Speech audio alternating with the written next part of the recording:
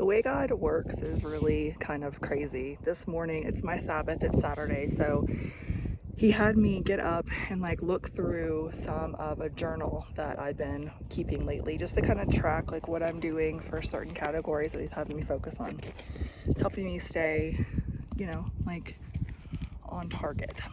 And then he wanted me to read the story of Jonah, but he had me read the story of Nehemiah just I don't know, about a week ago. And if you're familiar with either story, the story of Nehemiah is where he's telling him to build the walls of the city of Jerusalem, and he does it in 52 days, despite being tempted, distracted, attempting to be distracted. But he was just very much about look, this is what I'm here to do. I'm not coming down. I know that these people being sent here are not from God, that they're a distraction to my purpose here, and I'm just going to ignore it and keep doing what I'm doing. The story of Jonah is where God tells him to go to Nineveh and to have basically them repent for their wickedness. And instead of going, Jonah runs, and he does what it takes to get on a boat that's going to someplace else. And at the end of it all, God comes and creates this giant storm, and the people on the boat end up throwing Jonah over because Jonah's like, hey, this is my fault.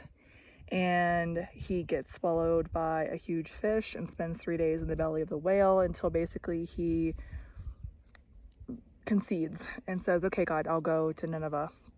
And he went to Nineveh and he did what he was supposed to do. And then he had a problem with how God handled the people. He had a problem with God's grace for the people of Nineveh because he had threatened to bring, calamity and destruction and all this kind of stuff. But when they turned away because of, the obedience of Jonah, God decided to have mercy on them and didn't do what he threatened. And Jonah had an issue with that and started really complaining. And at the end of the story, basically he had gone and there was this place that he sat, kind of, I guess, probably something like this with no coverage really. And he was just mad and complaining. And God had a plant grow up and then it covered him and he was grateful. And then the next day, the plant was eaten by a worm and went away. And then he was mad about it, right? So God basically said, who are you to, complain about a plant that you didn't plant, you didn't tend to? It came up and it went away. And as fast as it came up, it went away. And that was basically the end of the story. And I'm on this hike. Let me just get this out because this is going to make sense in a second. I'm usually pretty to the point with my videos, but today I had to give a little bit of a backstory.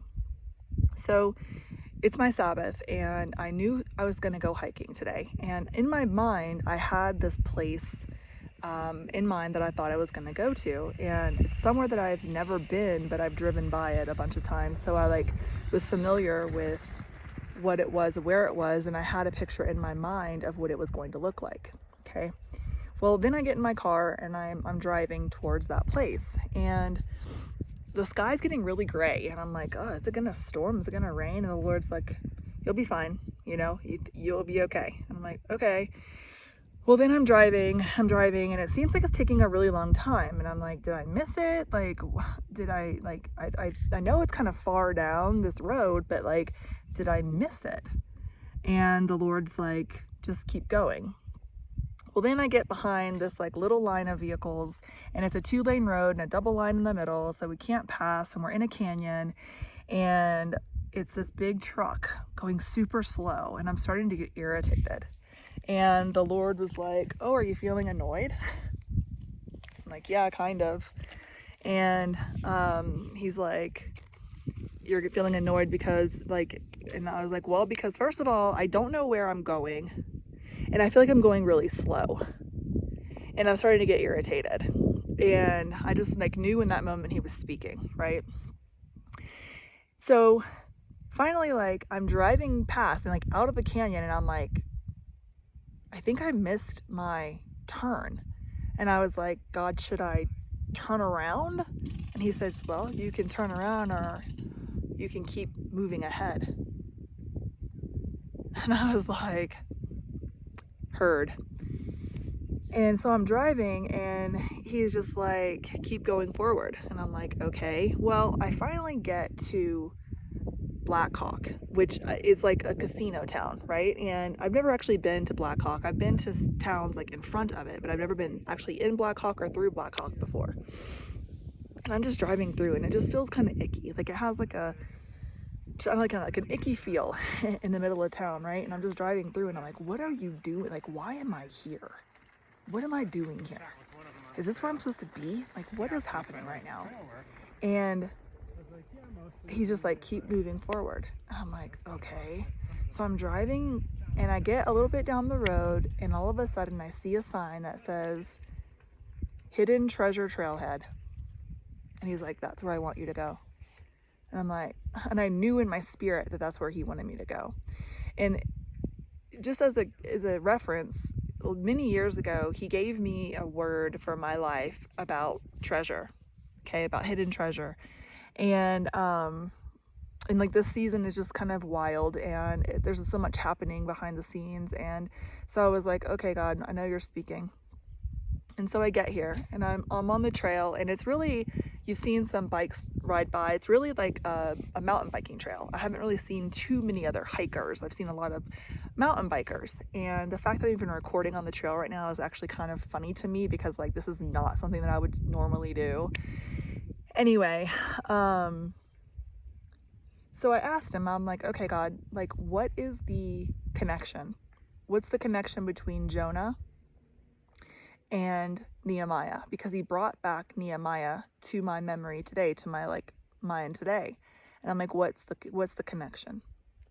Guys, when I'm telling you that the Lord works in the funniest ways, first of all, the whole connection of like me thinking I'm going to go someplace and in my mind I have an idea of what that place is and where it is and what it looks like. And then he takes me farther than there to a place I've never been before, to a place where I get here and I'm like, what am I doing here? To then I'm like, oh, that makes kind of sense. And this is a cool trail. Like it's easy, okay? There's all these little trails like kind of like shooting off and it's like, and it tells you how long they are and like what difficulty rate they are, right? And he's like, do you see how these are all like distractions for you? You could go on these other trails and I'm telling you to stay on this trail. And I'm like, okay. He's like, and it's an easy trail. I don't normally hike easy trails, first of all. And I'm like, okay. But I'm like, what's the connection between Jonah and Nehemiah? And he said, okay, I'll tell you. Nehemiah had radical obedience. Nehemiah went and he did what I asked him to do. And I gave him favor and acceleration, and there were people to help, and I gave him what he needed, and he did not come down from that assignment no matter what came his way, no matter who tried to distract him, no matter who tried to come against him. He was hated, he was talked about, but he didn't care. He kept doing what I was calling him to do. He was there doing the assignment that I called him to do without apology, because he knew he was supposed to be there, and he knew what he was supposed to do, and he did it. Now, Jonah knew what God was asking him to do, but Jonah ran. Jonah resisted. Jonah ended up getting forced to do what God wanted him to do because he was placed in a situation where it was kind of like do or die. You know, like either I'm going to die inside this whale or I'm going to do what you're asking me to do, God. Okay? And even after, see the wind, this is how I believe the Holy Spirit speaks to me in nature through the wind, and it is blowing right now. Thank you, Jesus. Wow. Thank you, Lord. I know this word is important, and I know it's supposed to go out. So Jonah was in a do or die situation where his hand was forced to do what God had told him to do. Okay, he came into like huge storms. He came into he created a bunch of havoc in his life because he was running from God's instruction and disobeying God. But at the end of the day, like he still did what God told him to do. Now he didn't like how God handled it. He didn't like how the outcome was, and he complained about it. And God told me, he said, either you can be like Nehemiah And you can do what I'm calling you to do. Knowing that it's not going to be easy, knowing that there's going to be trouble, knowing that there's going to be people who come against you, who hate you, who want to do harm to you, who want you to fail. But you're going to do it regardless because I'm telling you to. Or you could be like Jonah and you could run from the assignment and get drug into the assignment and then complain because you don't like how I'm doing it. You don't like how it looks. But either way, God is saying his will is happening. What he's doing he's going to do it. It's happening. So either we can get on board and go with his flow, regardless of what it looks like, even if it looks different than we thought, even if we don't necessarily like his methods, even if we don't really love how he's handling things or how we perceive things to be being handled, we can either align with him and be with him and do what he's calling us to do with, like, going with him, or we can fight it and we can complain and we can lament and we can have a bad attitude about it and we can cause a lot of problems for ourselves, but it's still going to happen. And it's so funny because as I was walking around and there was this like break in the trees where you could see some of the casinos and some of the town, and I was like, oh my gosh, like, it's like Black Hawk is like Nineveh. Now, I'm not saying that he's calling me to come to Black Hawk and like tell everybody in the casinos that they're doing the wrong thing. That's not the point. I find it very interesting. And if you're a meat eater, you're going to probably get this. I find it interesting that he brought me to a place that I didn't even know I was going to come to do something with him and for him. And he's like, look, I'm going to tell you, if you just listen to me and obey me, I'm going to take you where you need to go. I'm going to show you what you need to do. I'm going to give you direction in the moment. You don't have to have it figured out. But I found it very interesting that he brought me here to this place to give this word to you today. And just, it aligns so beautifully.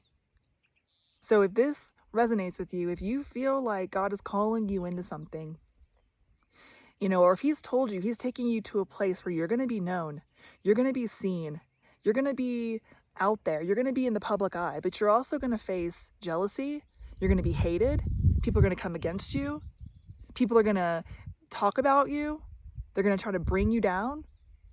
Don't let it. Don't come down from building the wall. No matter what comes, do not get distracted. And no matter what comes, don't run. Don't run and hide from it. Don't create more problems for yourself than you need. Don't make things worse for yourself than they need to be. Just do what God's asking you to do and don't complain when it doesn't turn out the way that you think it's supposed to, or the way that you thought that it would, or it doesn't look like how you imagined in your mind that it would look. Just trust that God knows what he's doing, and that if you just listen to him and obey, that he is going to take you everywhere that you need to go because it's for his glory, and your life has a purpose to build his kingdom. So go with him, not against him. Y'all be blessed.